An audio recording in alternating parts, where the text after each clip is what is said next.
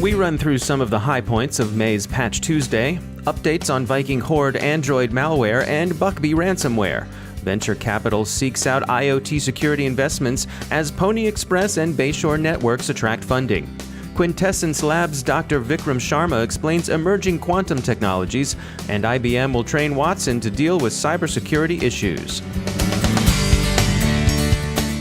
This CyberWire podcast is brought to you by Recorded Future, the real-time threat intelligence company whose patented web intelligence engine continuously analyzes the entire web to give information security analysts unmatched insight into emerging threats. Sign up for free daily threat intel updates at recordedfuture.com/intel. I'm Dave Bittner in Baltimore with your CyberWire summary for Wednesday, May 11th, 2016. Yesterday was Patch Tuesday, and both Microsoft and Adobe addressed vulnerabilities in their products. Microsoft issued a healthy round of 16 fixes. Redmond rates half of them critical, the others important. The critical patches include upgrades to Microsoft's old familiar Internet Explorer browser, the company's new browser Edge, the JScript and VBScript scripting engines in Windows, Microsoft Office, Microsoft Graphics Component, Windows Journal, and Windows Shell. Several of the vulnerabilities addressed represent 0 days that have been exploited in the wild. Adobe's patches include fixes to its PDF Reader and Cold Fusion products. The company also indicated that another upgrade to Flash Player will be out later this week. Sound patch management is, of course, one of the most important security best practices out there, so go easy on your sysadmins this week. They'll be busy. At least one of the 0 days Microsoft fixed this month has been actively exploited in targeted attacks against South Korean enterprises. The vulnerability, CVE 2016-0189, is a remote code execution flaw in Internet Explorer. Researchers at Symantec think the exploit may have been delivered by either spear phishing or waterholing. The campaign is thought to represent espionage, although both attribution and the actual payload the exploit dropped on compromised machines remain unclear. One enterprise in the Republic of Korea that appears to have sustained a successful attack late last month is Hanjin Heavy Industries. The manufacturing conglomerate builds, among other products, warships and is a significant South Korean defense contractor. The Republic of Korea's Defense Security Command dates the incident to April 20th and says it's investigating.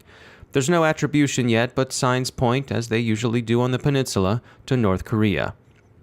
Google has purged the known Viking Horde bot-forming malware from its Play Store. Check Point identified a number of compromised apps in the store. These included Viking Jump, a gaming app, and other apps called Parrotcopter Wi-Fi Plus, Memory Booster, and Simple 2048. According to Check Point, Viking Jump alone received 50,000 to 100,000 downloads. Bucbi ransomware, as we've noted, is back. Bucbi faded from the scene relatively soon after its discovery in 2014, but it's returned. And now it features a novel and troubling infection mechanism. Its controllers are installing it by brute-forcing remote desktop protocol passwords. Most ransomware has previously spread through the email attachment or compromised website vectors. Palo Alto researchers who are following Bucbi says its controllers are using a brute-forcing utility called RDP Brute, and that they began their campaign by attacking point-of-sale systems. The ransom demanded from Bucbi is 5 Bitcoin, which amounts to a bit more than $2,300 US. The extortionists somewhat implausibly identify themselves as the Ukrainian Right Sector.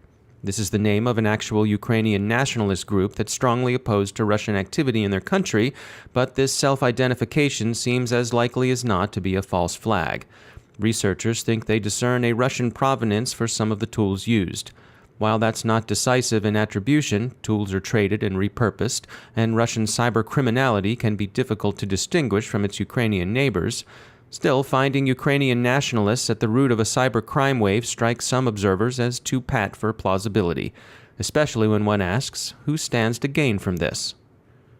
In industry news, despite the rumored difficulty security startups are said to be having attracting venture capital, money seems available for Internet of Things security players. Pwnie Express announced today that it's received $12.9 million in Series B funding from Ascent Venture Partners and others to fund the company's push into Internet of Things security. The company plans to move new bring-your-own-device, rogue device detection, and IoT solutions to market.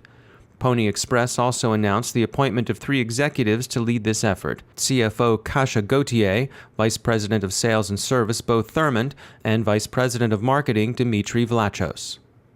The other firm attracting venture investment this week is Bayshore Networks, which raised $6.6 million in Series A funding from Trident Capital Cybersecurity and existing angel investors.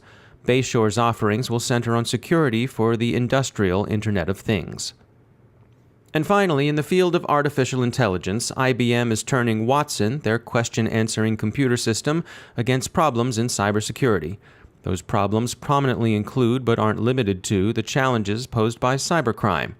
You may recall that Microsoft's AI chatbot Tay was grounded earlier this year for picking up a bit of a potty mouth and a whole lot of attitude from the humans she was hanging out with. Watson will be exposed to a better sort of influence. IBM has engaged 8 universities to help train their artificial intelligence Jeopardy winner to know a cyber threat when it sees one.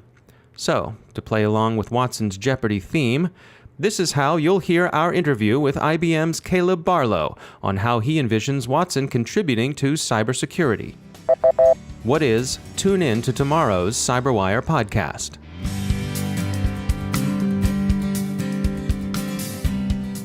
This CyberWire podcast is brought to you by Recorded Future, the real-time threat intelligence company whose patented web intelligence engine continuously analyzes the entire web to give information security analysts unmatched insight into emerging threats.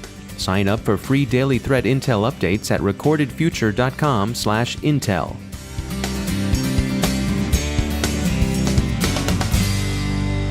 And I'm joined by Dr. Vikram Sharma. He's from Quintessence Labs, one of our academic and research partners. I want to talk today about quantum technology. To start off, can you just give us an overview of what are we talking about when we're talking about quantum technology? Quantum technology covers a whole range of new applications that we might find over the coming years, which source from harnessing unique quantum effects. Within our context, you have, of course, the potential advent of quantum computing, which, once it's out to commercial or useful scale, will allow us to tap into a whole range of problems that today's even supercomputers find intractable. So when I talk to people, particularly when I talk to people who are working with encryption, quantum computing is something that makes them a little bit nervous. They talk about that we have these unbreakable encryption schemes, except for quantum. Well, that's actually a very interesting question, Dave. As we look into some of the problems that quantum computers will be well prepared to solve, we see that some of the underlying algorithms which are used for security today could potentially be under threat. That's because the quantum computer is able to solve the problems which are at the root of security for those algorithms very, very rapidly. So that's the threat. What are the opportunities that are available to us when it comes to quantum technology? Well, there is the area of quantum key distribution, which is not a new field in and of itself. It was first conceived over 30 years ago by a couple of folks at IBM. And this offers us the promise of being able to transport keys securely between 2 locations in such a way that if there was any eavesdropping on that key material as being transported between the 2 locations, that eavesdropping would be visible, because at the quantum level, if you look at anything, you disturb it. The old Heisenberg uncertainty principle. Vikram Sharma, thanks for joining us today. And don't forget, if you have a question for one of our research partners, you can send them in at questions@thecyberwire.com. And that's the CyberWire. For links to all of today's stories, along with interviews, our glossary, and more, visit thecyberwire.com. Thanks to all of our sponsors who make the CyberWire possible. And if you're interested in reaching a global audience of security influencers and decision makers, well, you've come to the right shop. Visit thecyberwire.com/sponsors to learn more. Don't forget to review us on iTunes, like us on Facebook, and follow us on Twitter. The CyberWire is produced by Pratt Street Media. The editor is John Petrick. I'm Dave Bittner. Thanks for listening.